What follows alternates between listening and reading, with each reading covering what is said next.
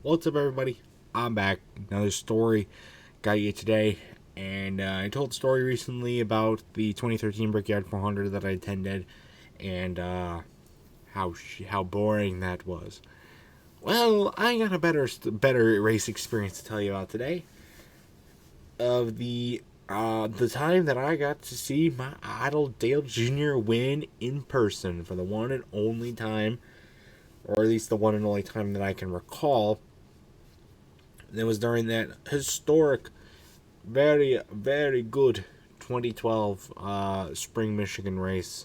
Broke his 4-year long winless streak that he had snapped a long winless streak before in 2008 at Michigan in the same race, and did it again uh, 4 years later. I got to be there in person, and one of those experiences that it's just one you'll never forget.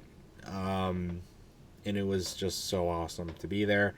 And I thought, well, let me recall my experience today here on the channel. So let's jump into it. A detail that a lot of people do not remember about this race, and it was actually delayed by about 2 hours. There was a 2 hour about rain delay before the race actually started. They were supposed to start the race at about 1 o'clock, and then but actually, because of a big rainstorm that it came during the morning, they had to delay the race to start till about, I think, 3 or 3:30, to get the track dried and ready to go.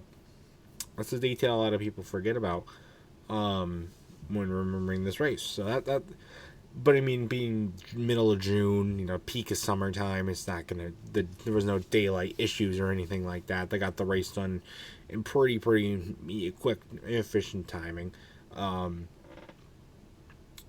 but I do remember during the rainstorm, we got there and we went shopping, and we made it quick. I only got one car. It came down between Jeff Burton Wheaties car and the Dale Jr. Christmas themed car. I got the Dale Jr. Christmas car. At the time, I regretted it shortly after wanting to get the Jeff Burton Wheaties car because I already had many Dale Jr. cars. But looking back on it, now that I fully embraced my Dale Jr. fan appreciation, uh, glad I got that holiday car. It's a nice looking car. Still in pretty good condition to this day. Almost about 10 years since that happened. A little more than 10 years since that happened. So, eventually, and then after that, we just kind of just sat around under the grandstand bleachers, just waiting for the rain to stop. I remember there was some flash flooding going on in the concourse, so we had to worry about that, and we were just kind of just riding it out, just kind of waiting for the race to start, and wondering, okay, when's it gonna start, what's gonna happen, and stuff like that. And eventually, the rain did stop. And we got up to our seats in the bleachers in turn 3, the now non-existent, the now extinct turn 3 grandstands was where we sat for that race. It was not the first time we had sat in those grandstands. I think it was the second time. I want to say it was the second time we had done that. I think we did that in 2010 as well. But we did it in 2012. It'd be the last time that we would do it because they'd be removed the next time that we would try and go see a race there. No, they wouldn't be removed in 2014. They were removed. Well, I don't know. We never had that. But regardless, we never sat there again. But again, that just kind of more sentimentalizes the experience, knowing that you sat somewhere that nobody else can sit anymore and saw something that nobody else can see anymore, which is pretty cool. But then, the sun came out, dried out. I remember we took our shoes and socks off and actually laid their socks across the back of the bleachers in front of us, to let them dry out, which was pretty funny. Everybody in our group was doing it, which was really funny. But I had to dry them out somehow, right? Because they were soaked. I mean, there was flash flooding all throughout the concourse. Because MIS is in a wooded area. It's not a lot way for water to run off. Kind of just seeps into the ground. You're walking through mud and stuff like that. I mean, what are you gonna do? It's a NASCAR race, so. But then the race finally starts, and I was excited. I was really excited to see where Dale Jr. was going to start. He was starting about middle of the pack, so I wasn't having too high expectations, seeing he hadn't won a race in 4 years, and the fact that he was starting in the middle of the pack. As I took the green flag, and there was actually a wreck on the opening lap. Kurt Busch wrecked on the opening lap, and which was crazy because I was really excited to see the cars go fast because that was also the year that they repaved Michigan, so it was under a new repaved surface for 2012, and the cars were just so blistering fast. So they didn't have restrictor plates on them, so they could go as fast as they want. Drivers are going 212 in the cars. Marcus Ambrose wins the pole at 212 miles an hour. That was insane. How you can go that fast? And plus there was rain, so the rubber that had came down from the Xfinity race the day prior, and practice and qualifying and all stuff like that for both series was gone.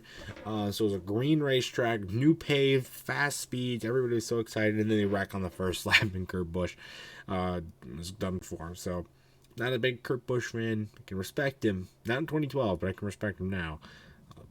But that kind of sucked. Then they eventually got restarted, and everybody was racing along. And then I remember just sitting there and watching Junior slowly, progressively work his way through the pack. Ambrose's car wore off after like the opening part of the race, and some other drivers weren't doing that well. But I just remember watching Junior just every time he came by, my dad would point at Junior as he was coming across in turn 3 and just going around the track. And it was awesome just seeing him progress through the field ever so slightly. He was just methodically picking his way through the field. We thinking nothing of it. He's going to do all right. Didn't think he was going to have the fastest car or whatever. Another detail that people seem to forget about this race is all the wrecks happened in the first half of the race. It was like lap 106, I think, was the last caution. It was a 200 lap race. The lap 106, I believe, was the last caution. It was right on the halfway point. So, like, the second half of the race was completely caution-free. But all the wrecks happened in the beginning of the race. I mentioned the Kurt Busch wreck. There was a couple other notable crashes. One of them that everybody remembers from this race was Denny Hamlin's fire the spin in the flames that happened in the car. And we saw him spin in turn 3, and then he pulls into pit road, and the fire hadn't started really that much yet. So we didn't, because he goes out of view from us, we don't know what's happening. The crowd's going absolutely berserk on the front stretch. We don't know what's going on. And then we later found out what was going on. He had the fire and everything like that. Another wreck that we got to see was a 3-car wreck on the backstretch between Joey Logano, Casey Kane. I'm not Juan Montoya. I don't know who else it was off the top of my head. But it was at least Casey Kane and Joey Logano. And then one other car I know was involved in the incident on the backstretch. We got to see that in full bloom happen. That was on a restart. And I remember when Casey Kane's car, they repaired the car and he came back out. He was several laps down, but the side was ripped off and the hood was a temporary hood and whatever. And he came around. The crowd was just kind of like there was like a huge mix of like people booing him, but people cheering for him because he's all beat up or whatever. And some people's like, "Why are you coming back out on the track?" or whatever, that kind of thing. I just remember like the mixed reaction that he got, and I was like, "What? Why are you crapping on this guy? Why are you crapping on Casey Kane? Just let him be. He had a bad day. Come on." But throughout all this, we just see Junior just methodically work his way through the field. And at the time, I didn't really care that the second half of the race was caution-free. Maybe that's because Junior was winning. Probably was because Junior was winning. Once he took the lead, he really had no competition. With the lack of yellows in the second half and the fast car and no real competition to go after him, he was pretty much just free to dominate the race. And as the laps kept winding down, Tony Stewart was in second, kind of trying to catch him, wasn't really doing a good job of it. And a symbolic moment that I will never forget, when those final laps were winding down, the crowd was holding up fingers. I think they started at 3. They were just holding up 3 as he goes by. They're just counting down, 3 to go, and he's coming around. And then, by the way, beautiful Dark Knight Rises paint scheme, the 88. That's my number one diecast that I want to get. My God, is it so expensive. And it's because it's so rare. And, has high significance and stuff like that. Cannot fucking find it. But I will get it one day, ladies and gentlemen. One day, I will get it. But they had 3 to go. He went around 2 laps to go. He was coming around as well. And 2 to go.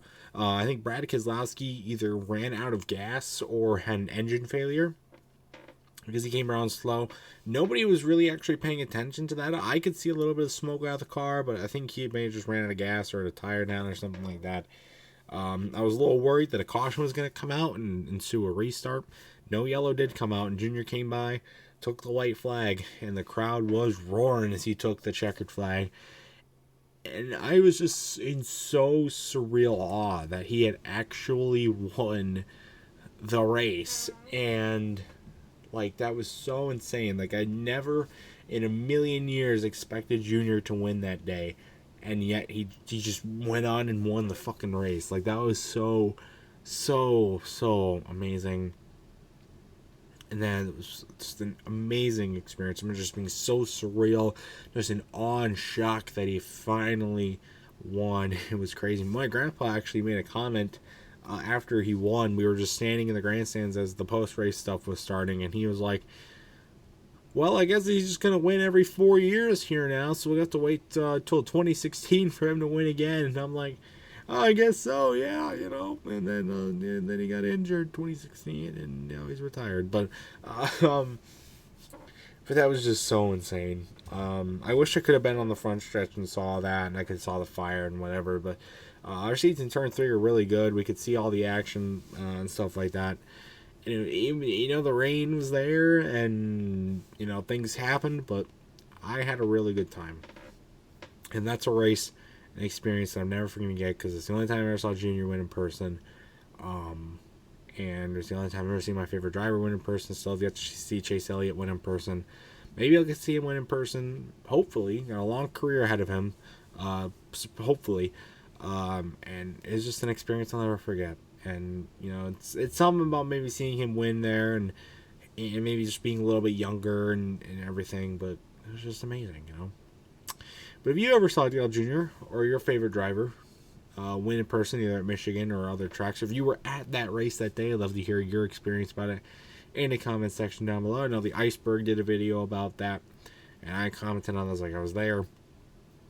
And you can see my comment on there, and you can see, but if you were there that day, or you saw Dale Jr. win, or you saw your favorite driver win, comment down below the experience. I'd love to hear about it, hear your stories, and let's hope for some more good wins, ladies and gentlemen. We need more good races like that, even though maybe it was a boring race the most, but I think it was a great race. So, thank you guys for watching this story video. Stay tuned for much more amazing content, and until next time, I will see you guys later. Goodbye.